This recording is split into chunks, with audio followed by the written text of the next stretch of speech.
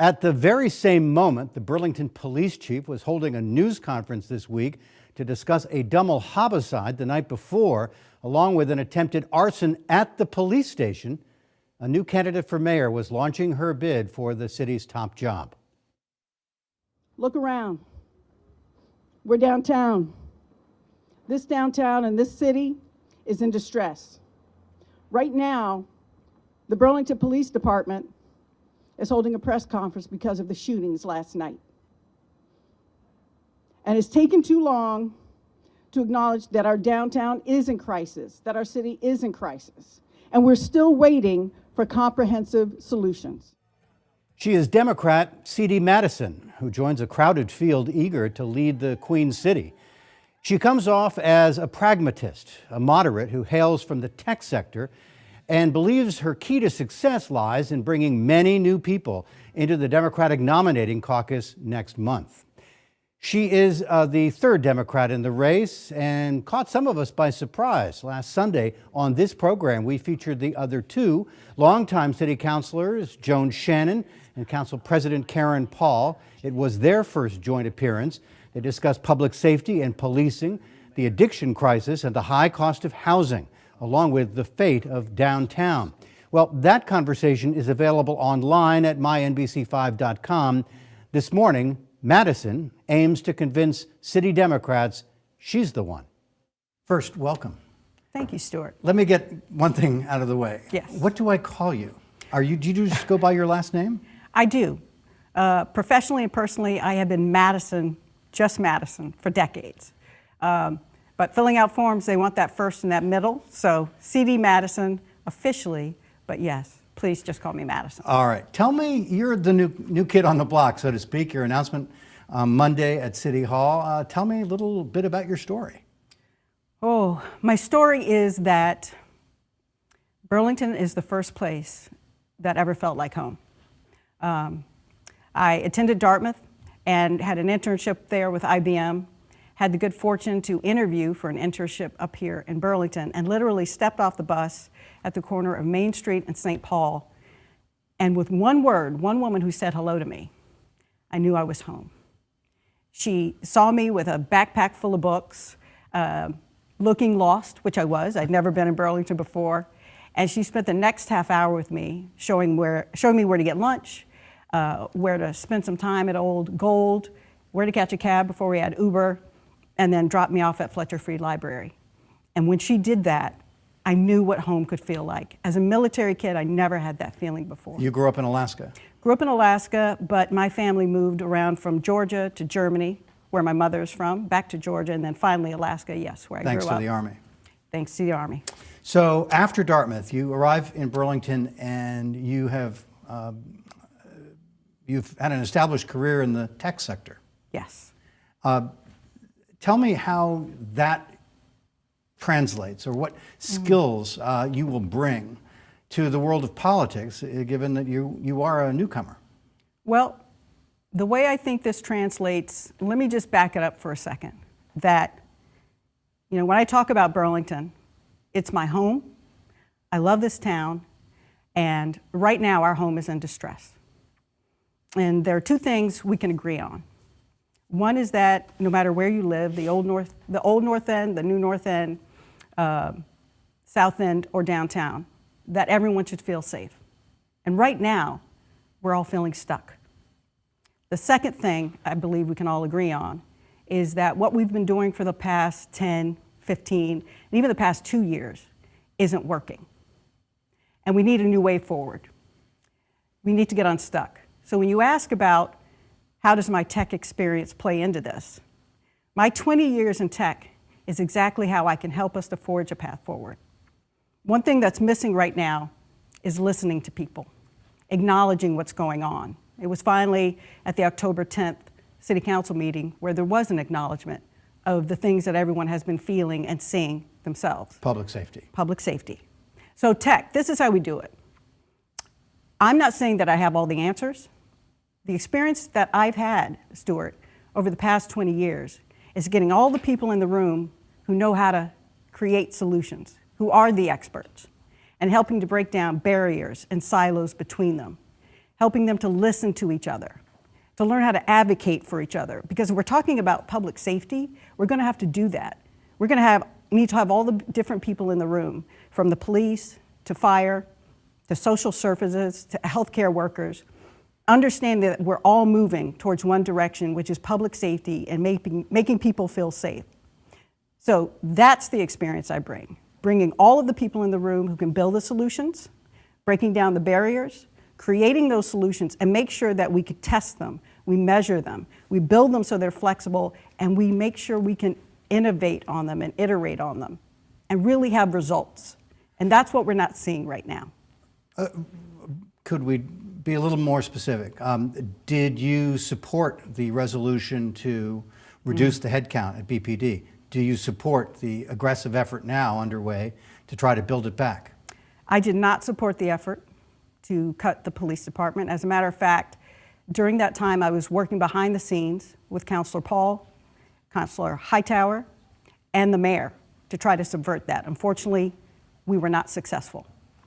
Do I build it? I do believe in rebuilding the police force back up to the levels that actually supports the needs of our community. Yes. For public safety, we need harm reduction. We need that compassionate work that can actually move people towards healing, and we need law enforcement. So what do we do about the needles that are showing up in the alleys and the people who are clearly addicted and are walking around in the zone, who are in some respects driving, rampant shoplifting and scaring a lot of people? Well, here's the thing. What we're dealing with today in Burlington, other cities have been dealing with this as well.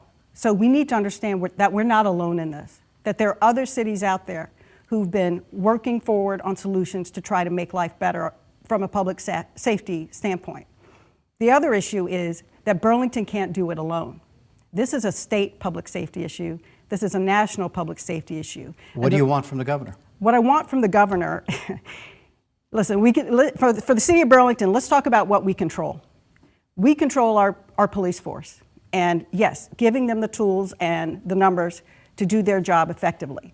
What the governor can help us do is break down the barriers for law enforcement and our judiciary so they can do the work that we want them to do.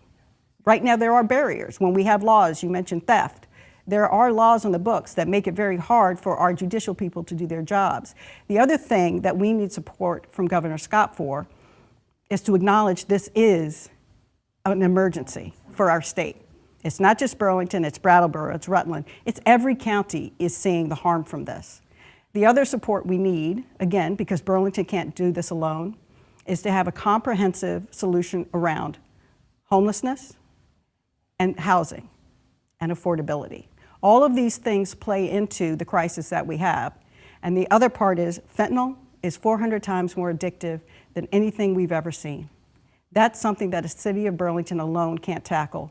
So we need our state legislator, our federal delegation, and the governor to help change priorities for this country.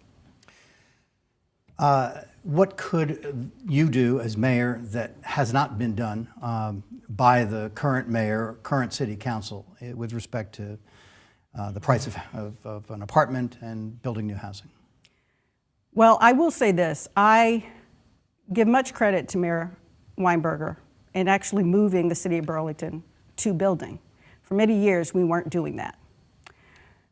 One issue around the affordability crisis is that, yes, there's not enough housing in our city. We should take a look at UVM and having them play their part in supporting housing for the student and faculty that they bring into our city.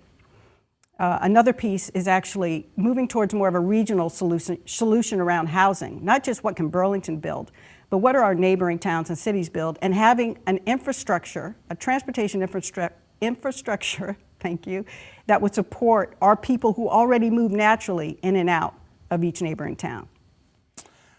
Where would Mayor Madison drive city spending and city tax rates? So tax rates. Our people are already stressed on that.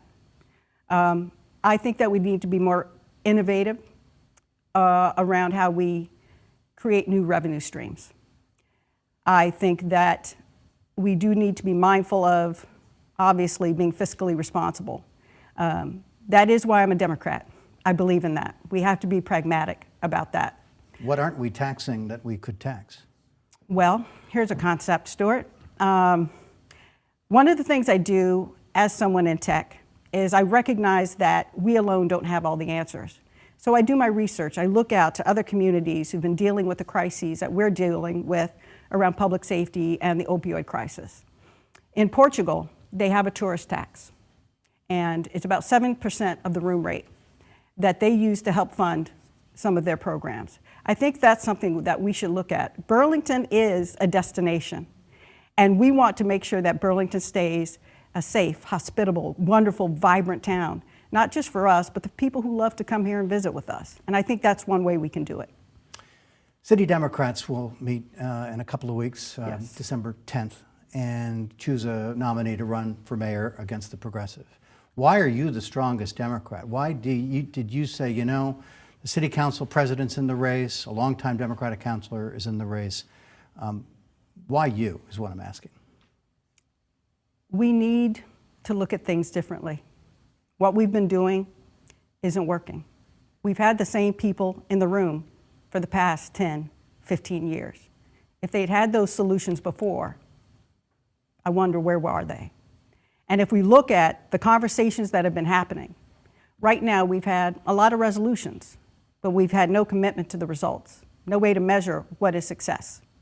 I think we need to start looking differently, talking differently, thinking differently. What I would hope to bring is a culture shift for the city. And I mention that because I want to tell you, Stuart, 2 years ago in the pandemic, and we were still dealing, of course, with cutting the police force. I've not held public office. I had people on Church Street, business owners, calling me directly. Can you speak to Max Tracy? I just want to make sure my staff can get home safely at night. Can you talk to Mayor Weinberger? I just want to make sure my staff can get home safely at night. They reached out to me, someone who has not held public office, but I was showing up, I was listening, I was connecting with the people downtown.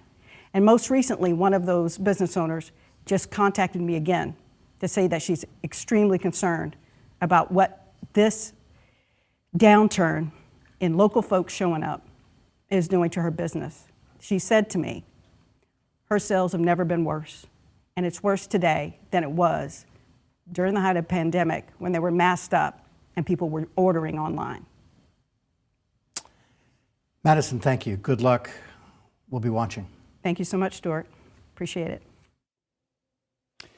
You'll be hearing much more about shopping local over the holidays this coming week. Again, you can rewatch this or last Sunday's conversation with candidates Joan Shannon and Karen Paul on mynbc5.com.